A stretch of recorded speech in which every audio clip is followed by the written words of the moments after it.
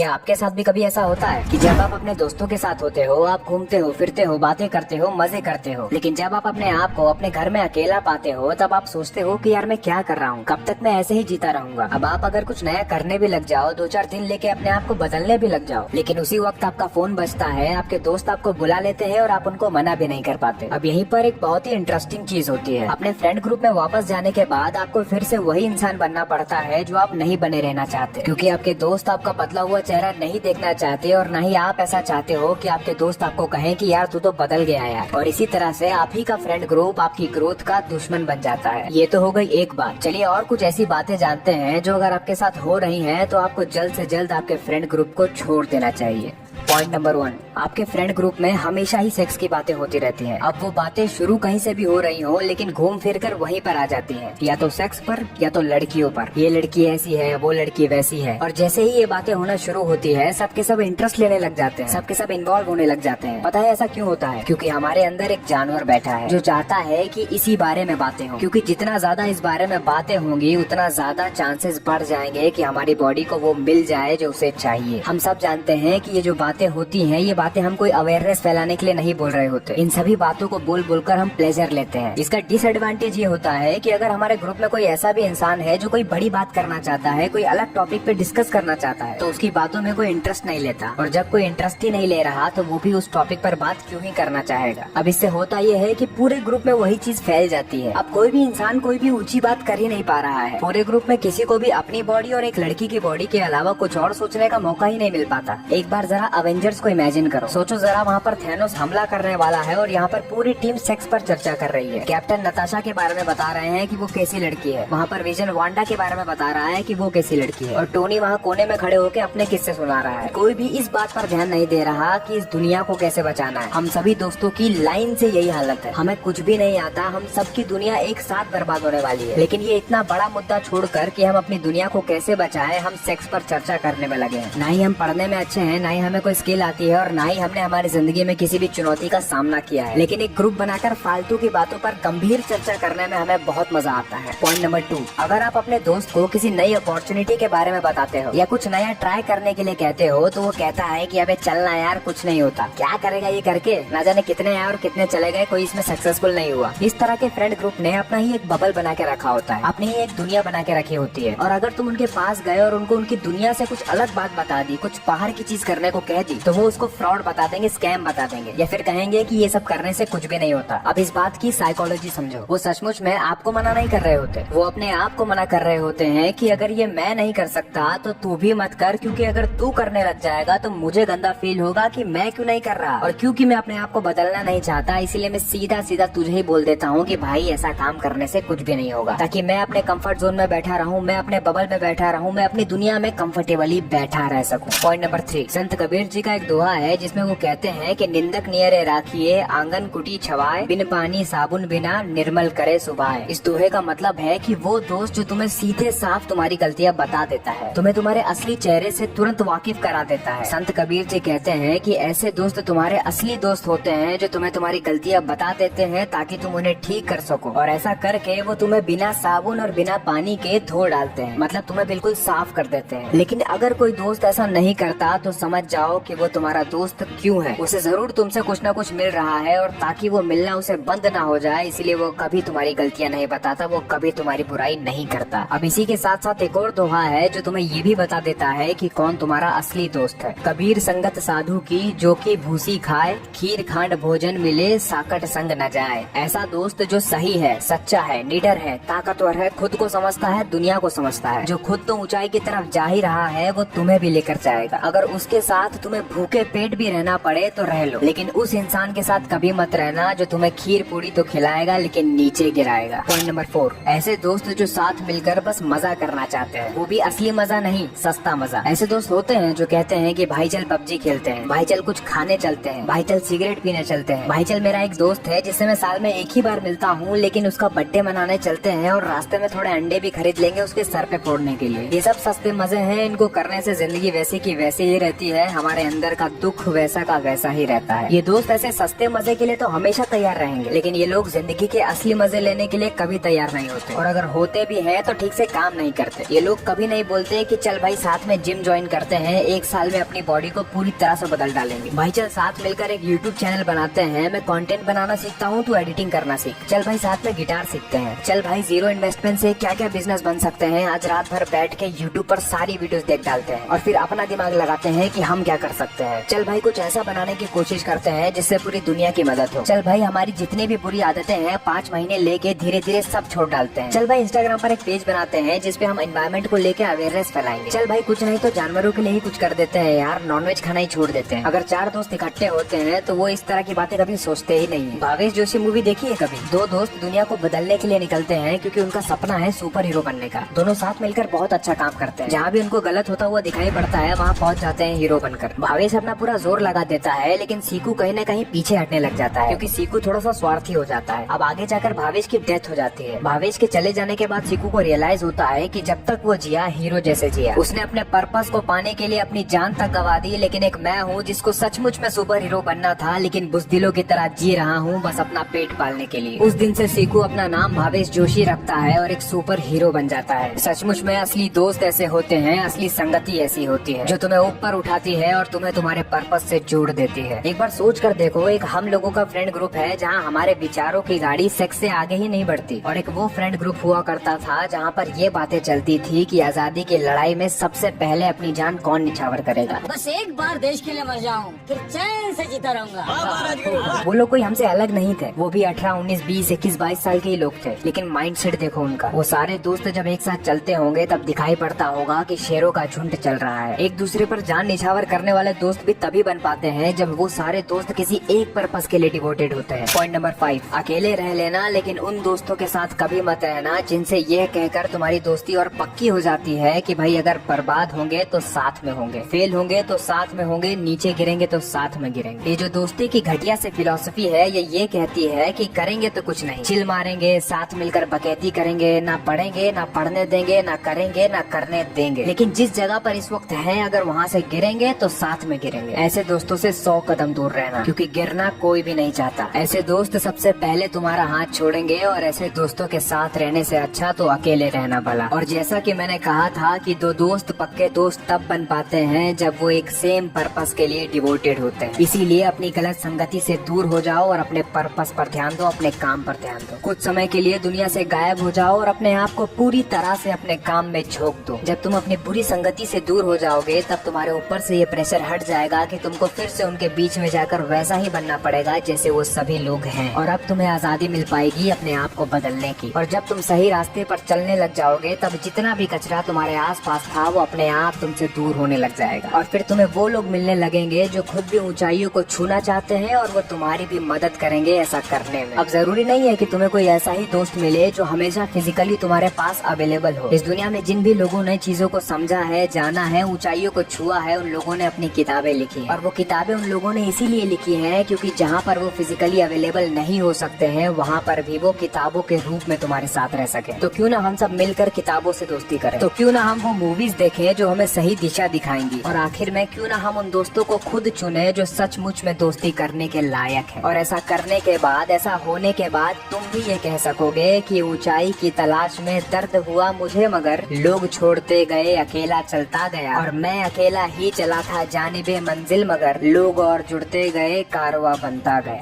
अगर वीडियो अच्छी लगी है तो इसे किसी एक दोस्त के साथ शेयर जरूर करना।